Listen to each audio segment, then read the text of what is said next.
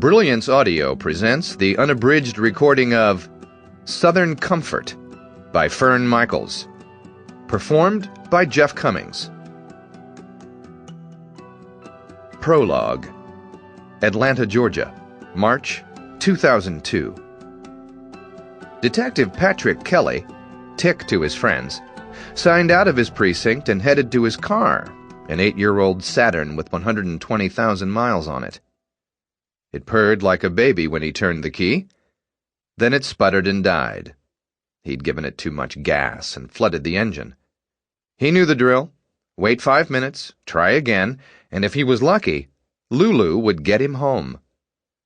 Sally, his wife, had named his car Lulu, but never told him why. She'd just giggle and say it was a Lulu of a car. Sally drove a 10-year-old Honda Civic. The only good thing about owning 2 old cars was not having to make car payments.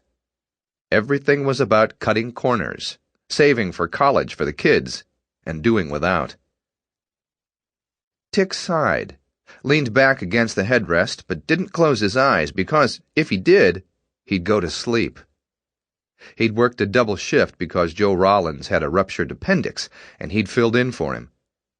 He couldn't wait to get home to Sally and the kids, take a shower, maybe eat something Sally kept warm for him, and go to sleep with her spooning into his back.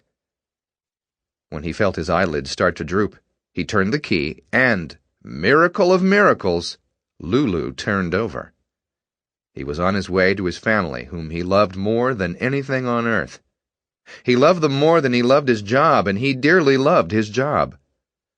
There were days when he hated the job, but the love always won out. He truly believed he made a difference. Where his family was concerned, there was no doubt. He loved them 24/7, unconditionally. When he worked the late shift, he always let his thoughts go to his wonderful little family as a way of unwinding on his way home. He'd met Sally in the 7th grade when she transferred from out of state. He fell in love with her that day when she stood in front of the class and said, "My name is Sally Pritchard, and I'm new today." He'd seen the sparkle of tears in her eyes and knew instinctively that she was afraid. Afraid the kids wouldn't like her. Afraid she'd make a mistake and they'd laugh. He never did figure out where or how he'd known that. He'd just known it. Then, when he found out she had moved 1 street over from his own street, and they would be walking to school. Sample complete. Ready to continue?